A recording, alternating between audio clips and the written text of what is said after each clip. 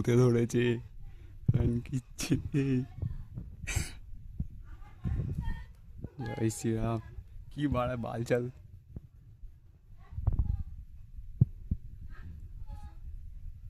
আরে ভূতে ধরেছে মনে হয়। কি সব বলছে শোনো না, তাই কেমন একটা করছে দেখো। এই কাঠ ফাট ধরে কামড়াকামড়ি করছে, সে সুবির কাকার এরকম গলা টিপে ধরে ওদিকে নিয়ে চলে যাচ্ছে।